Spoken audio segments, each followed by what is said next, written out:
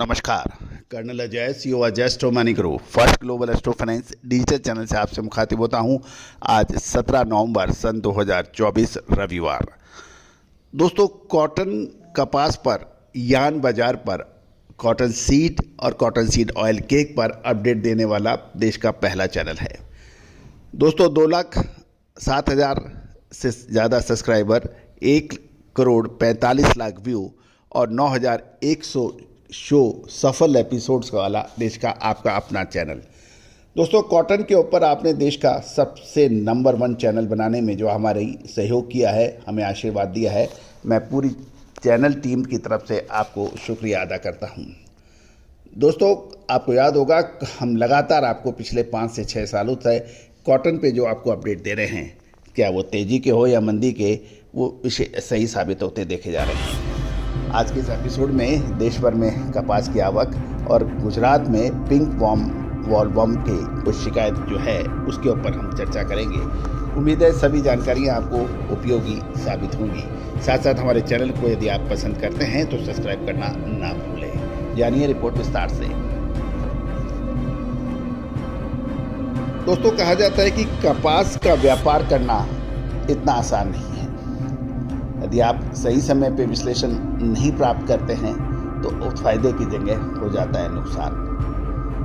विशेष research अग्रिम report के लिए संपर्क जरूर करें। दोस्तों, खबर निकल के आ रही है, कल शनिवार को पूरे देश में लगभग 1,31,300 बेल्स की आवक के समाचार हैं कपास की।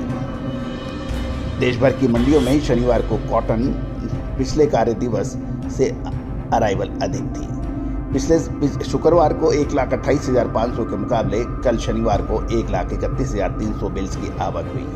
इसमें पंजाब, हरियाणा और अपर एंड लोअर राजस्थान को मिलाकर 16,800 बेल्स, गुजरात में 26,000, महाराष्ट्र में 30,000 बेल्स और मध्य प्रदेश में 13,000 बेल्स की आवक के समाचार हैं।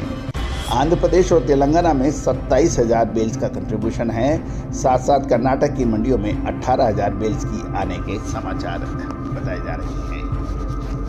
तो आज के एपिसोड में हम आपको ले चलते हैं गुजरात, जहां से पिंक वॉलवर्म की शिकायत है। खबर निकल के आ रही है कि वैश्विक यानी ग्लोबल यान और कॉटन बाजार में अभी सुस्ती और मंदी देखी जा रही है।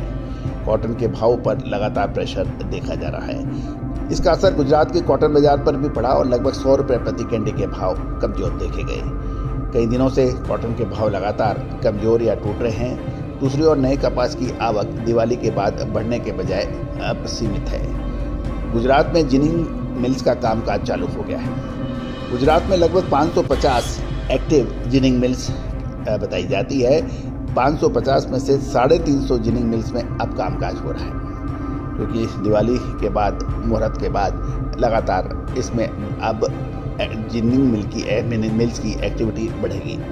सभी जिनिंग मिल्स धीमी गति से खुल रही है और कपास का अच्छा और सूखा माल गुजरात में आने के समाचार हैं।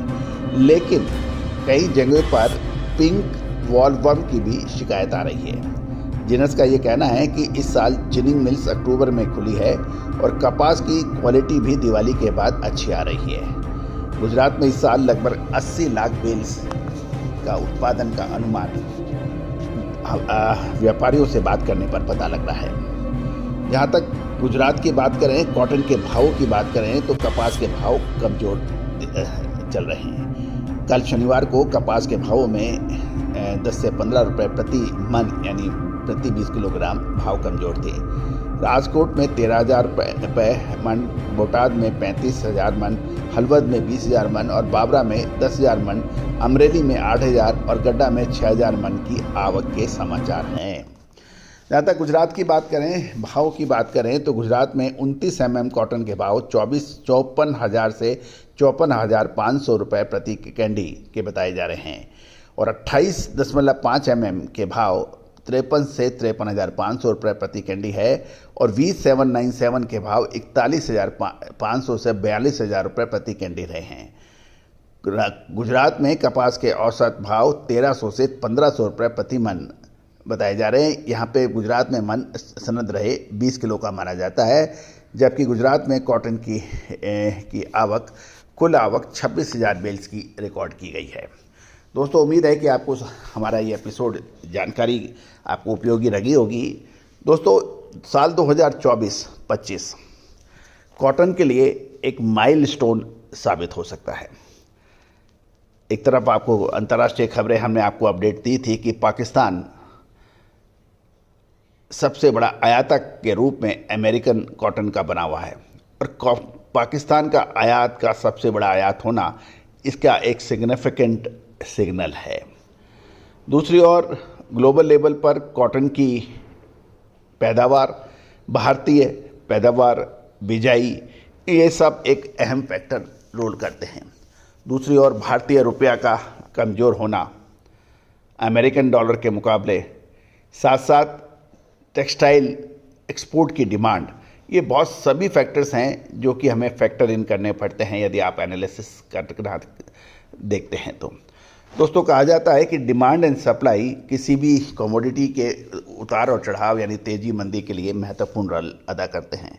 लेकिन दोस्तों यदि हम मैक्रो इकोनॉमिक्स के साथ साथ माइक्रो इकोनॉमिक्स का इस्तेमाल करेंगे तो डिमांड एंड सप्लाई सिर्फ एक फैक्टर है, बाकी दूसरे फैक्टर भी आपको इंक्लूड करने पड़ेंगे यदि आप सही विश्लेषण करना चाहते हैं।